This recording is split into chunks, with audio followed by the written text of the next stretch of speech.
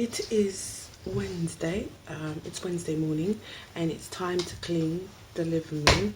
I wanted to go upstairs and do like a get ready with me, but then I was like, I can't go upstairs if downstairs is not in order. So I thought, let's do a chit chat clean with me and talk about some trending topics that I just found yesterday evening.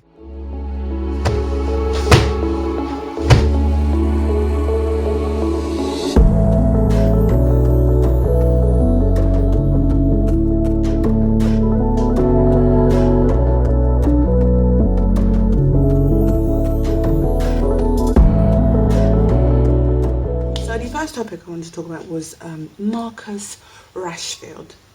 Did I say Rashford? Rashfield? Did I say his name correctly? You know, the Manchester United, the young Manchester United player, plays for England as well. I think he plays for England. I don't follow football. I don't follow football. Most of us have come to know him because he's the young man who's been campaigning for the past few months, especially. I believe it's the free school meals. He's been campaigning to basically try and make sure kids are not going hungry. Literally 24 hours has passed and a child hasn't eaten. He's campaigning for that not to happen, for them to at least have like one meal in a day. And this young man who's 23, footballer, doesn't even need to care about this, but is doing something. And we all know that Parliament, didn't think his idea was good. Okay. You people want to be benefiting from those extra little expenses that you have as an MP, but you don't want to give kids at least one meal a day. Anyways, there was a newspaper story that came out the other day. Marcus bought a couple of properties that were worth about over $1 million, basically, right? I'm not really good with figures. The article was saying that he's bought a couple of properties that are worth over $1 million, da-di-da-di-da-da-da. They weren't actually bashing him in the article, but at the same time, but then a backlash came from it. It was like, well, why are you writing this? Even Marcus himself was like, why are you writing this story about me? Like, why did you write the article? What's his, property investment empire got anything to do with us knowing about it? We have no business knowing about his property investment empire. No business. I don't see how we should know about his property empire. I feel like the article was done because, I don't know, I feel like people that were bashing him for making such investments, spending all this money, and maybe saying, well, maybe the article was done in a way where well, why didn't you spend that money that you invested into your property empire into feeding kids so they don't go hungry and have at least one meal a day? And I feel like the article was done, even though they weren't bashing him, but it was done in a very horrible way. And a newspaper who published this article have said we don't see anything wrong with it, but well, why did you write about it? We don't care about his property empire. It's for him. I mean, seriously, salute. Seriously, at 23, you've got a couple of properties under your belt. It's actually a really good thing. There's not a lot of 23-year-olds out here who are investing in properties. And it's actually a really beautiful thing seeing a lot of young people as well buying homes, investing. Kids are out here, they're hustling. And so, obviously, with the whole influencer, at least they're doing something, okay? At least they're making money instead of just doing nothing. We didn't need to know about his property investments. Just certain things, you just have to look and think, you know what? Yeah, there was no reason in doing that. And that article was a waste of time. You type it, waste of time.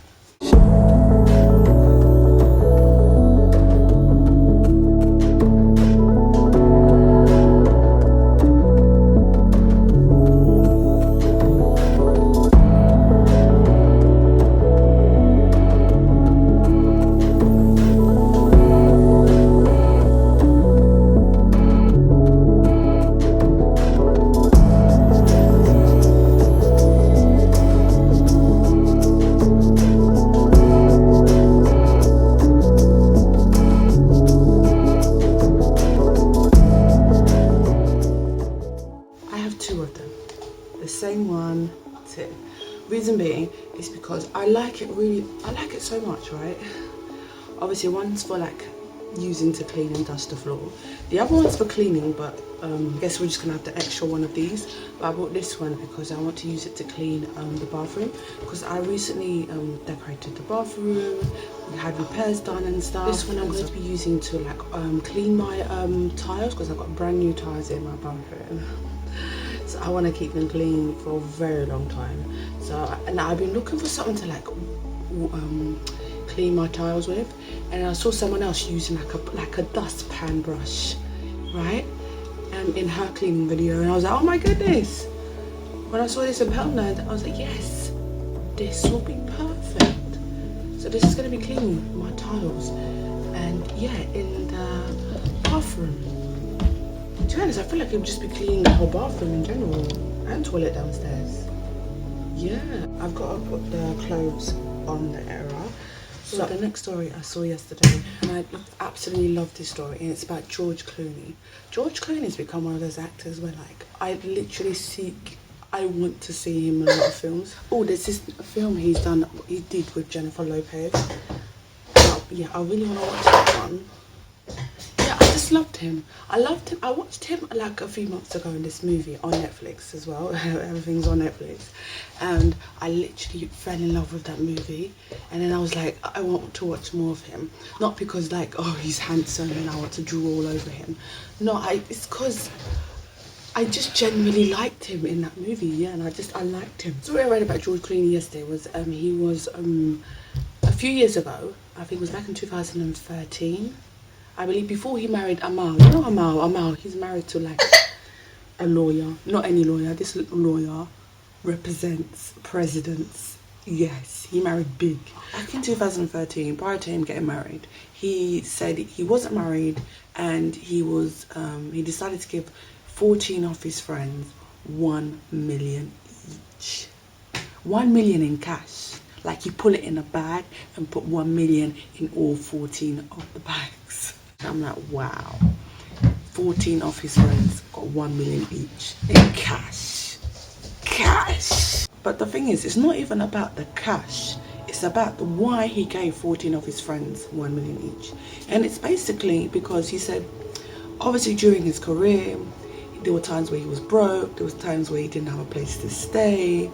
And then there was times where he needed help, and like his friends were there for him.